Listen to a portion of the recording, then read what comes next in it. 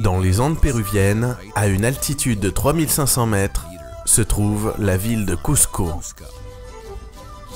Cusco vous fascine sur le champ, avec son univers de rues étroites construites à l'époque des Incas, l'architecture de période coloniale, les vêtements indiens colorés, et les nombreux touristes qui viennent ici de partout dans le monde pour appréhender les mystères de notre histoire. À Cusco, tout vous rappelle les Incas, les fondateurs de la ville. Ces anciens murs faits de rochers entièrement polis, la langue quechua, parlée par les Incas il y a plusieurs siècles, les 7 couleurs de Tahuantinsuyo, le drapeau de l'Empire Inca qui flotte aujourd'hui au-dessus de la place centrale de la ville, à côté du drapeau de la République du Pérou. D'après la légende, Cusco a été fondé par le fils aîné du messager du dieu soleil, Manco Cápac, qui est venu ici avec sa sœur et épouse Oclio pour apporter aux gens les principes de la civilisation, afin de les aider à se libérer de l'ignorance, de la pauvreté et de l'oppresseur. On lui attribue le premier commandement du pays. Ne mens pas, ne vole pas, ne sois pas paresseux. Ce commandement, dans son approche, a permis la création d'une société hautement organisée, l'Empire Inca, qui a dirigé des millions de personnes et s'est étendu sur des milliers de kilomètres de l'Équateur au Chili. Cette civilisation perdue a laissé de nombreux mystères non résolus. Les Incas n'avaient pas de langage écrit et n'ont donc laissé aucun document. Tout ce que nous savons à leur sujet vient donc des chroniques des conquérants espagnols. Un de ces mystères est l'architecture Inca. On pense que la majorité des sites Incas ont été construits en moins d'un siècle. Aujourd'hui encore, ces constructions inspirent la crainte et l'admiration parmi les historiens, les architectes et aussi les nombreux touristes. Parmi ces sites se trouvent Ollantaytambo, les terrasses de Pisac, le laboratoire de Morey, la célèbre citadelle céleste de Machu Picchu, les temples et palais de Cusco, parmi tant d'autres. Cependant, certains chercheurs croient que les Incas ne les ont pas tous construits par eux-mêmes, mais qu'ils ont simplement récupéré des sites déjà construits afin de les réutiliser. Sur les hauteurs au nord de Cusco se dresse Sacsayhuaman, un mystère d'architecture parmi les plus frappants. Voici ce que Garcilaso de la Vega a écrit à son sujet dans Comentarios Reales de los Incas au XVIIe siècle. On ne peut s'imaginer les proportions de cette œuvre sans l'avoir vue de ses propres yeux. Après une étude poussée et un examen attentif des pierres utilisées pour la construction, vous ne pouvez vous empêcher de penser que la sorcellerie a été utilisée dans le processus de construction, tellement ces pierres sont remarquables et impressionnantes. Serait-ce l'œuvre de démons et non de gens ordinaires?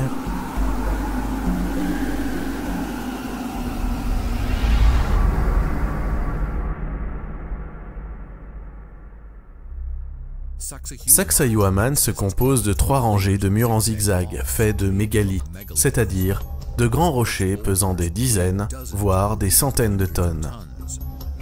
Sacsayhuaman englobe également de nombreux autres bâtiments et constructions s'étendant le long d'un vaste territoire. On pense que les grands travaux principaux ont été réalisés au milieu du XVe siècle, sous le règne de Pachacutec l'Inca. Malheureusement, il est impossible d'affirmer à quoi exactement ressemblait le site à l'époque. Pour les Espagnols qui sont venus ici au milieu du XVIe siècle, la destruction de Sacsayhuaman était un peu un symbole de la victoire du royaume de Dieu sur le paganisme et de la civilisation européenne sur la barbarie indienne. Le site a été utilisé non seulement comme source de matériaux de construction pour les églises et les habitations privées de Cusco, mais a également été soumis à une démolition délibérée. Seuls les murs mégalithiques sont restés en place, les Espagnols n'ayant pas réussi à les détruire. La finesse et la précision avec laquelle les rochers et les murs ont été ajustés sont fascinantes. Beaucoup les considèrent même comme un travail sans nul égal, même aujourd'hui. Aux endroits où la maçonnerie est complexe, il est impossible de faire passer une feuille de papier entre les rochers. De plus, on ne voit jamais de joints. Les méthodes de construction utilisées à Sacsayhuaman ont rendu perplexes les chroniqueurs médiévaux. Garcilaso de la Vega, dont nous avons parlé précédemment, voulait même que l'on recopie la taille des rochers sur des actes notariés pour que les Espagnols puissent croire ce qu'il racontait. Les architectes et archéologues modernes n'arrivent toujours pas à expliquer comment ces blocs de pierre ont été transportés, ni comment ces surfaces non linéaires ont été ajustées. Les Incas ne connaissaient pas la roue, ni les animaux de trait, et il n'y a aucune trace d'utilisation de levier sur vérin ou d'autres outils pouvant faciliter le travail de charges si lourdes. Au temps où les Espagnols sont arrivés, les Incas ne construisaient plus rien. De plus, les récits et légendes parlant des méthodes de construction ne mentionnent rien d'autre que du travail manuel, l'aide surnaturelle de la terre et la volonté des pierres à être transportées. Les murs étaient faits de blocs de calcaire assemblés par une méthode à sec, sans aucun ciment. Dans les parties abîmées des murs, on peut voir leur structure. Tout d'abord, la paroi, qui est faite de maçonnerie polygonale de haute qualité. Puis, l'intérieur est rempli de rangées de rochers et d'argile grossièrement travaillée. Les constructeurs n'ont pas suivi d'ordre particulier quant à savoir s'il fallait poser les mégalithes d'abord, puis le remplissage, ou alors l'inverse. On peut voir que les mégalithes, dont on remarque ici les plus massifs, reposent sur des fondations préparées à l'avance. Pour information, le poids de la plus grande pierre d'angle est estimé à environ 300 tonnes.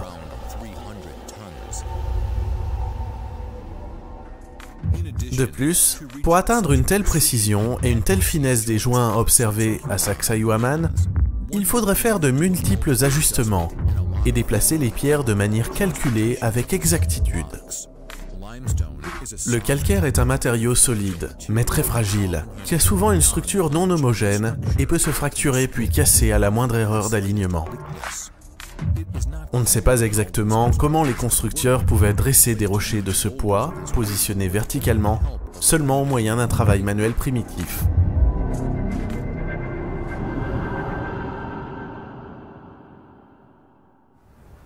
Les surfaces adjacentes des blocs ont souvent un relief compliqué en 3 dimensions, ce qui peut s'avérer utile lorsqu'on se trouve dans une région comme celle-ci, où l'activité sismique est importante. Ceci permet aux rochers de retrouver leur position d'origine de manière naturelle. Cette maquette démontre à quel point la maçonnerie reste stable, sans même utiliser de mortier.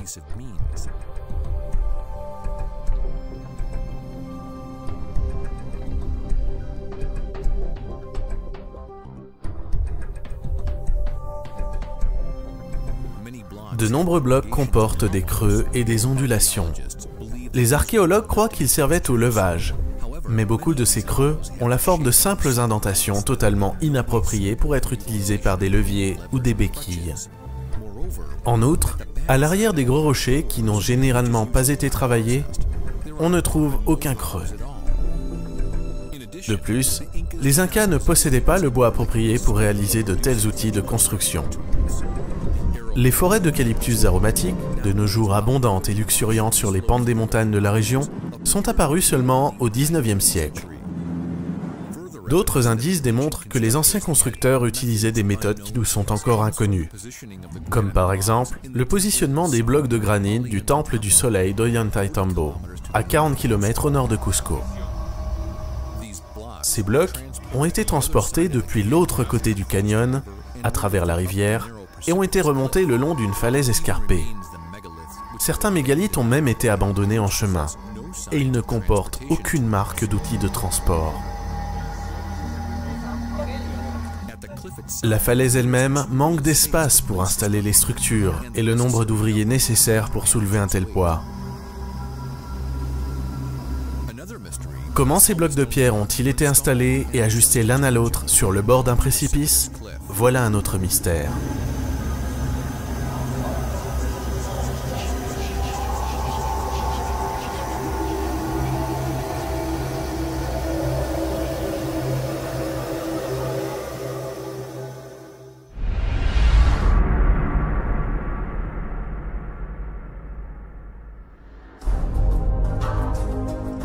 Au sommet d'une colline, entourée de murs, se trouve l'un des bâtiments les plus étonnants du complexe de Sacsayhuaman.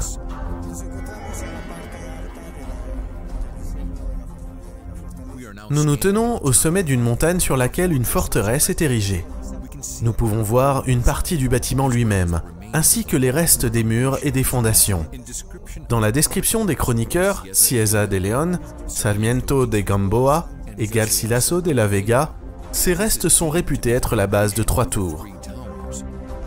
Ce cercle, appelé Muyuk Marca, faisait probablement partie de la Maison du Soleil, tandis que les 2 autres tours, appelées Pokar Marca et Sayak Marca, étaient situées de chaque côté. Selon Cieza de León, ce que les Espagnols ont perçu comme une forteresse, à savoir ces tours situées sur les hauteurs de Sacsayhuaman, représentait en fait un très grand complexe cérémoniel dédié au soleil. Il y avait aussi le temple de la foudre, représenté par des lignes rayonnant des tours. Les autres dieux inférieurs résidaient dans d'autres bâtiments. Le temple de l'arc-en-ciel, le temple de la lune et des étoiles, qui entourait la maison du soleil. Sacsayhuaman était un grand complexe unique, construit pour que les Incas viennent y adorer le soleil. Cette construction était aussi considérée comme la demeure des dieux gardiens, divinités célestes vivant dans le monde matériel.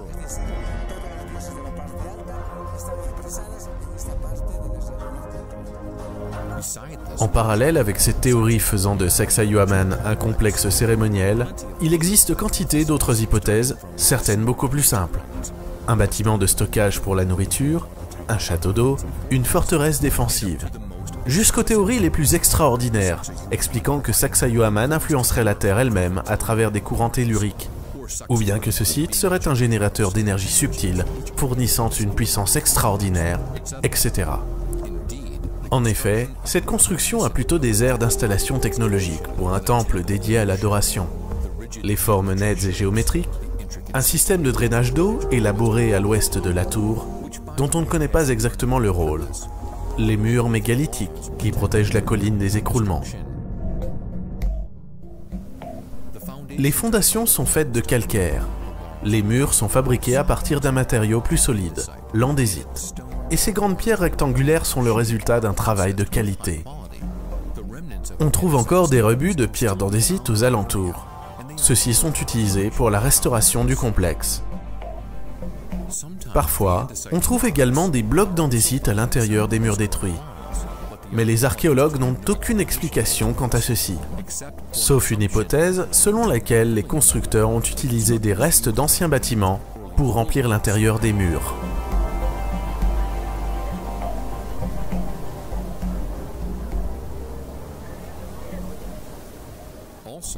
Il existe aussi 2 entrées vers des grottes souterraines. Toutes 2 ont été murées par mesure de sécurité. On raconte que plusieurs personnes en quête d'aventure ou à la recherche des trésors perdus des Incas se sont perdues ou furent atteintes de démence à l'intérieur des tunnels.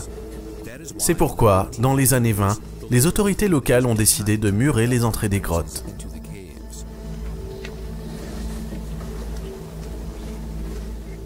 Ces étranges grottes ont suscité l'intérêt des chercheurs en géoradar qui ont travaillé ici en juillet 2012. On trouve fréquemment des grottes et des tunnels souterrains au Pérou. Cependant, dans la zone de la tour de Muyuk Marca, qui est censée être l'emplacement le plus probable de construction souterraine, il est impossible de sonder le sol à l'aide d'un géoradar, en raison des perturbations venant des antennes situées juste en face des souterrains.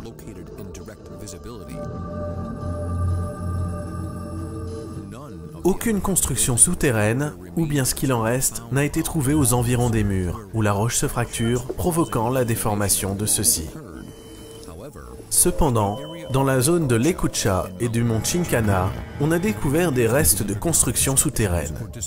L'une d'entre elles a été interprétée par les experts comme étant un tombeau.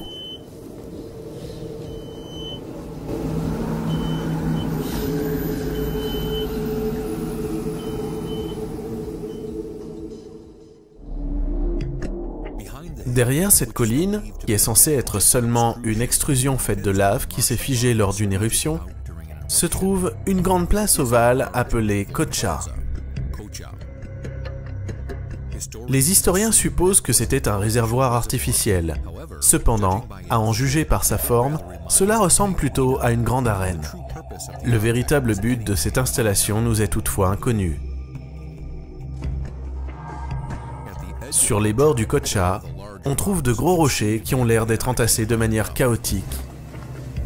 Personne ne peut expliquer quelle force mystérieuse les a emportés jusqu'ici. Voici un rocher qui s'appuie directement contre un mur polygonal. Cela signifie que certains murs et corniches ont été construits ici avant que ces grosses pierres n'apparaissent tout autour. Les scientifiques n'excluent pas la possibilité que ceci soit les restes d'une grande construction très ancienne.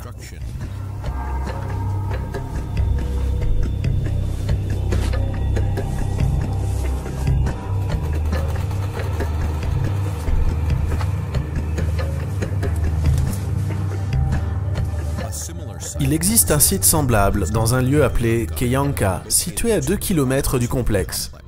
Mais la taille des pierres, parfaitement taillées et apparemment dispersées de façon chaotique, est moins impressionnante. La question des pierres importées est revenue plusieurs fois lors de la visite des lieux. À proximité se trouve un gros rocher appelé la Chinkana, célèbre pour le grand nombre de reliefs présents à sa surface. On raconte que les Incas ont tenté de déplacer ce rocher il y a de nombreuses années. On l'appelle la pierre fatiguée, et elle a tué des milliers d'Indiens lors de sa chute. Quand la pierre est tombée, elle a barré l'entrée d'un donjon que les Incas adoraient. Ils ont donc taillé une nouvelle entrée et d'autres escaliers dans la montagne. Les restes sont encore bien visibles. Il est difficile de dire quels moyens de transport les Incas utilisaient pour déplacer des rochers pesant plusieurs milliers de tonnes, ou bien si cela a réellement eu lieu. On trouve également dans les environs des pierres qui ne proviennent pas d'ici, et qui constituent ce que l'on appelle des huacas. Une huaca désigne n'importe quel site que les Incas associaient à une manifestation de pouvoir supérieur. Pour eux, il s'agissait souvent de pierres taillées à la surface. Les légendes indiennes et les chroniques espagnoles donnaient souvent une description détaillée de l'interaction entre les Indiens et les forces naturelles à travers ces huacas. C'est ce que Garcilaso de la Vega a écrit dans ses chroniques. Le huaca désigne un objet sacré. Cela peut être n'importe quel objet avec lequel le diable peut parler à une personne. Parmi les huacas, on trouvait des idoles, des rochers, des énormes pierres ou des arbres dans lesquels l'ennemi de l'homme pénétrait afin que les gens croient qu'il s'agissait de Dieu lui-même. On pouvait aussi appeler huaca n'importe quel temple, qu'il soit grand ou petit, ou bien les tombes dans les champs, mais également les coins des pièces situées à l'intérieur des maisons, là où le diable parlait aux prêtres et aux autres personnes qui communiquaient intimement avec lui. Vers la fin du XVIe siècle, un autre chroniqueur d'origine indienne, Goemon Palma, a écrit qu'à travers les huacas, les Incas venaient à connaître l'emplacement de l'or, de l'argent et d'autres mines. Voici ce qu'il a écrit à propos de certains rois Incas. Tupac Inca Yupanqui pouvait parler aux huacas. Il apprenait d'elles les choses passées et les événements à venir dans le monde entier. Huayna Capac, un des derniers souverains des Incas, voulait faire la même chose, mais les huacas refusaient de lui parler. On raconte que seule l'idole de Pariacaca lui a répondu. Celle-ci lui a annoncé que le temps des discours et du règne des Incas arrivait à son terme, car des gens portant le nom de Viracocha étaient sur le point d'arriver sur ces terres durant son règne, ou bien juste après, et qu'ils prendraient le pouvoir, au nom d'une seule et grande idole qu'ils apporteraient avec eux.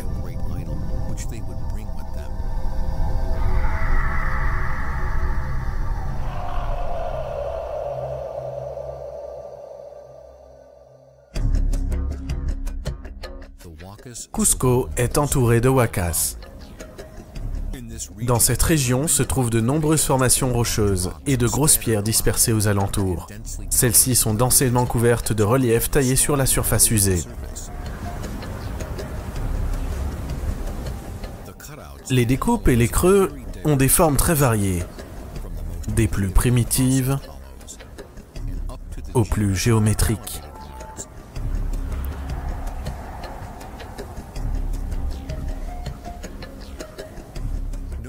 On ne distingue aucune technique particulière pour la découpe des rectangles et des escaliers, que l'on peut d'ailleurs utiliser pour s'asseoir ou alors pour gravir plus facilement la colline. D'autre part, il existe un point commun entre toutes les wakas. Toutes comportent généralement une roche avec des découpes. Les wakas ont souvent la structure suivante: des découpes multiples et surtout rectangulaires, ainsi que des escaliers placés de manière chaotique. Un ou plusieurs murs travaillés, avec des reliefs, des ondulations, une cavité minutieusement découpée avec plusieurs compartiments, une espèce de grotte, un morceau de terrain ou bien une pierre travaillée avec des figures ressemblant à des serpents, des animaux ou des lits de rivière tortueux. Ces wakas sont souvent situés à proximité de constructions polygonales plus petites.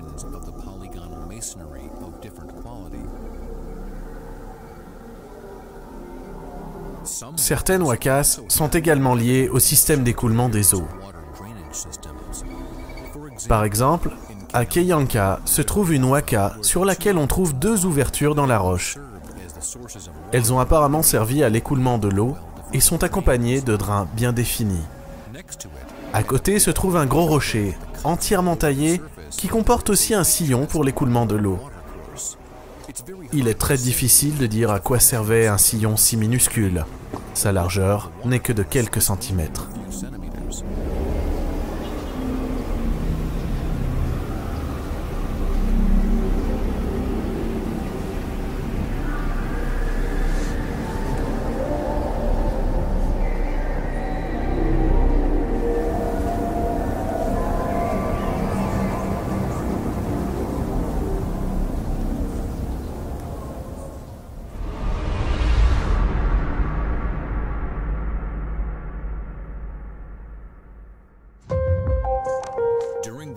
Lors de l'analyse au radar du site de Sacsayhuaman, des échantillons ont été recueillis pour être ensuite examinés en détail dans des centres de recherche scientifiques russes. Au cours de cet examen plus approfondi, il est apparu que les blocs de pierre étaient principalement composés de calcaire cristallin à grains fins. À l'évidence, les anciens constructeurs utilisaient un matériau de haute qualité. Certains blocs se mettent même à résonner lorsqu'on les frappe.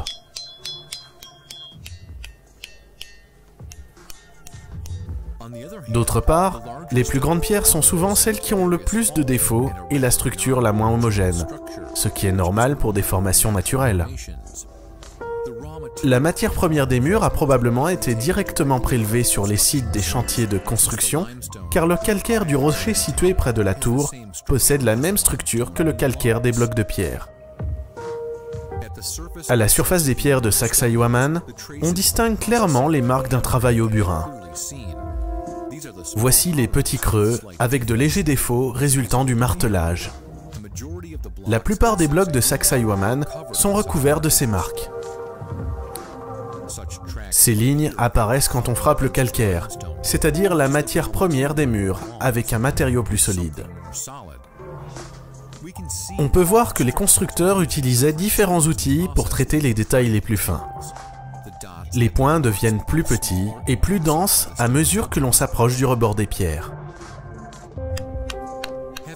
Après avoir essayé plusieurs méthodes sur des pierres naturelles à proximité, nous sommes persuadés que c'est ce type de travail qui a été réalisé sur la pierre. Il existe des légendes populaires concernant les Indiens capables de rendre la pierre malléable à l'aide d'un peu de liquide. Au cours de nos tests sur une pierre, nous avons essayé d'appliquer du vinaigre. Le vinaigre dissout le calcaire, mais il s'avère inefficace sur d'autres types de roches.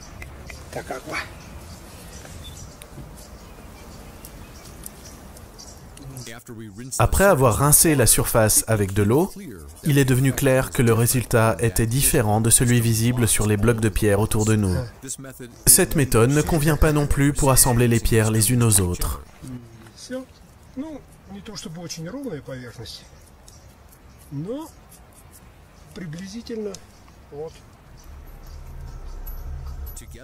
Une autre méthode de traitement a été associée au martelage. Celle-ci est encore plus précise, mais reste encore inconnue. Les surfaces adjacentes sont souvent abrasives, et cela nous permet d'avoir un écart minimum au niveau des joints, de seulement quelques fractions de millimètres. Néanmoins, cela n'explique pas comment on peut atteindre une telle précision avec de grands mégalithes, composés d'un matériau solide, mais fragile, comme le calcaire de la région. Là où la surface d'un bloc est presque la copie exacte de la surface d'un autre bloc contigu. Les Espagnols eux-mêmes reconnurent l'élégance des contours des pierres traitées, ainsi que la précision et la quantité de détails mis en œuvre sur des blocs de toute taille. Quand on analyse la précision des joints, il vaut la peine de noter que le mégalithe d'Ollantaytambo est un granit plus dur que le calcaire de Sacsayhuaman. Cette matière première démontre la qualité du travail de fabrication et de jointure.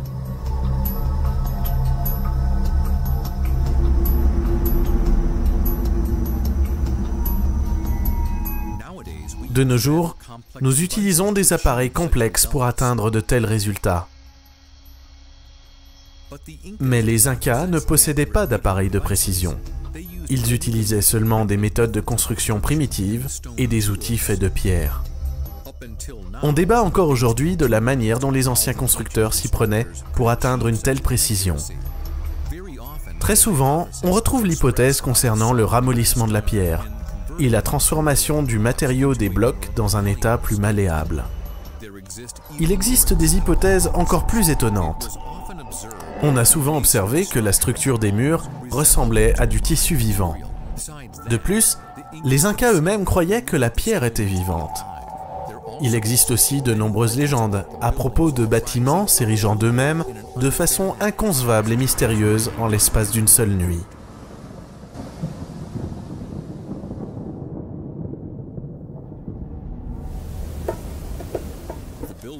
Alors que les constructeurs utilisaient de simples outils pour marteler la pierre, comme le montrent les points blancs, il existe d'autres marques que nous observons souvent et pour lesquelles nous n'avons aucune explication. L'archéologue Luis Guevara nous a présenté toute une série de marques différentes et mystérieuses, laissées par un outil inconnu. Ces marques sont singulières. On en trouve relativement peu par rapport au nombre total de pierres traitées. Mais la plupart d'entre elles ont clairement été détruites avec le temps.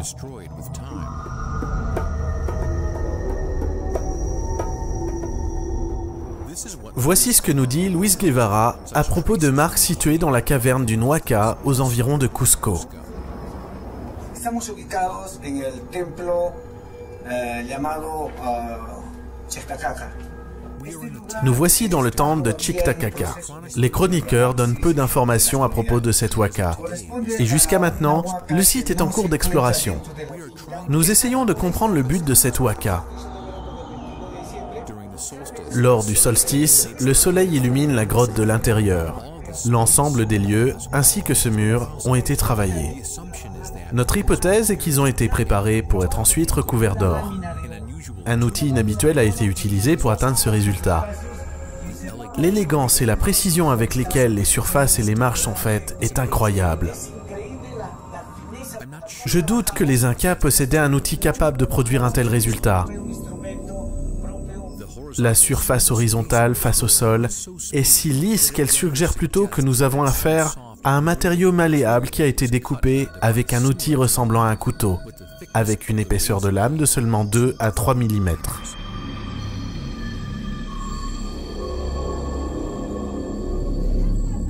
On trouve des marques similaires sur un rocher en diorite situé en face des murs mégalithiques de Sacsayhuaman.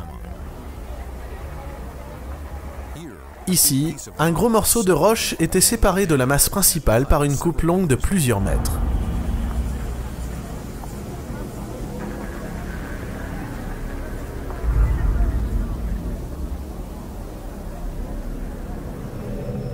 et de nombreuses traces similaires sont visibles à Ollantaytambo. Sur le mont Incamasana se trouve une célèbre plateforme avec un mur parfaitement lisse et poli et un sol composé de rainures. Les coupes ont été faites par un outil ressemblant à une scie moderne pour matériaux plastiques avec une lame d'une largeur d'environ 2 mm. Les découpes suivent une ligne, mais elles ont été faites de manière plutôt négligée, sans trop se soucier de la précision ni de la similitude des carreaux. L'outil traverse parfois le sillon d'un côté à l'autre. Juste à côté se trouve un autre site intéressant, travaillé avec la même méthode. 2 coupes à l'intérieur de chaque sillon. Les motifs représentent 4 diamants réguliers, traversés d'une ligne entourant la formation rocheuse.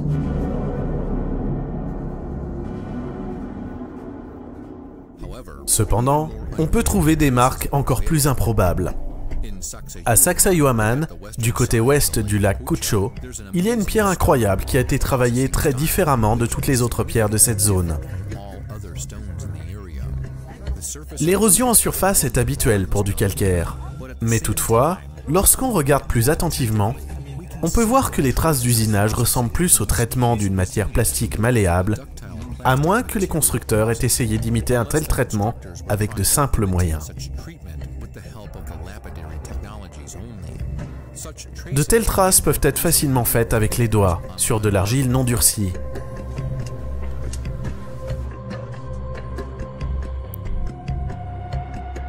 Mais à côté, se trouve une figurine taillée de manière traditionnelle. You can see this. This is the arm, one arm, the head, and your body. It's bad, yeah. You know, similar to snakes. You know? Or maybe lizard. Yeah. Yeah. Lizard. Lizard. Tout le long de la pierre, on peut observer un relief avec des traces de coupe et d'écrasement clairement visibles. Ce relief prend ensuite la forme d'un serpent que les archéologues considèrent effectivement comme tel. Il s'agit d'une représentation de 2 serpents se regardant l'un l'autre. L'outil et la méthode utilisée sont une fois de plus inconnus. Toutefois, il est difficile d'écarter l'idée que ce résultat est obtenu à partir d'un matériau malléable. D'autant plus que d'un autre côté de la pierre, on retrouve des traces de taraudage ou de martelage. On voit ces traces clairement. Elles ont certainement été faites plus tard et n'ont aucun rapport avec les surfaces de fabrication du lait que nous venons de voir. Peut-être a-t-on voulu lisser la pierre en la martelant. Il est également possible que ces traces soient apparues sur la pierre lorsque celle-ci a été décorée, avec de l'or et des bijoux. Mais il est encore très difficile de comprendre pourquoi les constructeurs auraient tant voulu imiter l'aspect d'une matière malléable. On remarque un relief similaire sur une pierre du mur. À Keanko se trouve un endroit où le calcaire ressemble trait pour trait à une flaque d'eau gelée. Mais tout le monde sait que dans des conditions normales, il est impossible de faire fondre le calcaire. Lorsqu'il est chauffé, il perd ses caractéristiques et se transforme en chaux vive. Quelque chose d'encore plus étonnant a été découvert. Durant les fouilles de 2008, effectuées à côté du complexe que l'on appelle le Temple de la Lune, un artefact intéressant a été découvert. Sa valeur réside principalement dans le fait que les traces de sa fabrication n'ont subi aucune érosion. Il est difficile d'imaginer un outil qui pourrait laisser de telles traces. Un tel résultat ne peut être réalisé ni en gravant, ni en raclant, et encore moins en martelant. Le seul parallèle qui vient à l'esprit est que ces traces pourraient être faites par une pointe chauffée sur un matériau facilement malléable.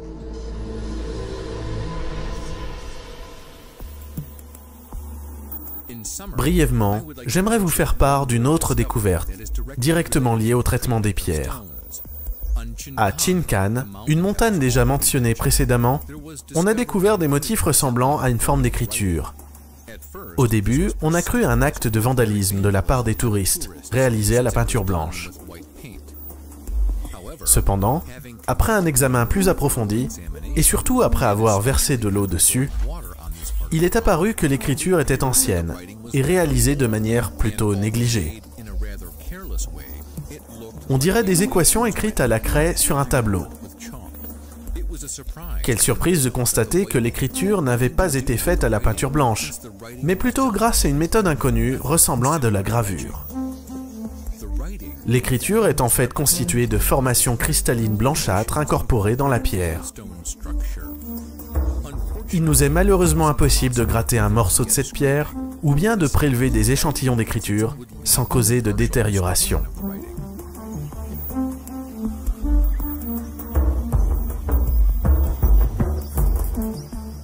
Dans la zone de Muyukmarka, la tour dont nous avons parlé, les archéologues nous ont montré un bloc de pierre d'andésite avec des ornements.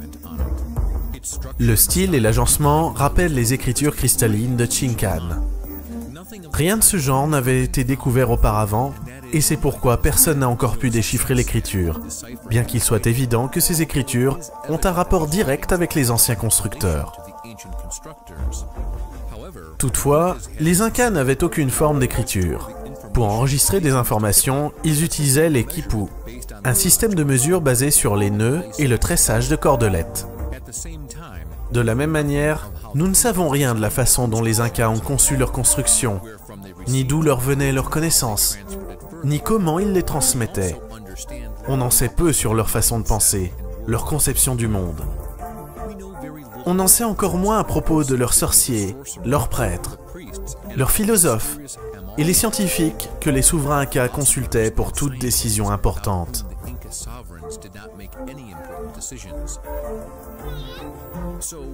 Alors, qui sont-ils, ces anciens constructeurs de Sacsayhuaman, capables de faire des choses qui vont au-delà de l'entendement de notre monde moderne et civilisé? Le conquistador Don Maosio Sierra di Leguizama, le dernier des pionniers à la conquête du Pérou, a écrit la chose suivante à propos des souverains Incas. Nous avons découvert des royaumes en excellent état. Les Incas gouvernaient avec tant de sagesse que parmi ces gens-là ne se trouvait aucun voleur, aucun homme vicieux, aucune femme infidèle, aucune personne immorale. Chacun avait un métier honnête et utile. Ils ne connaissaient ni le crime, ni les exécutions. Chacun avait sa propriété, et personne ne serait venu la contester. Ce qui me pousse à en parler maintenant, c'est ma conscience, parce que je me sens coupable. Nous avons détruit tout ceci, par notre modèle de vice et de méchanceté. Nous avons éliminé la nation qui avait de tels souverains, et qui était si heureuse.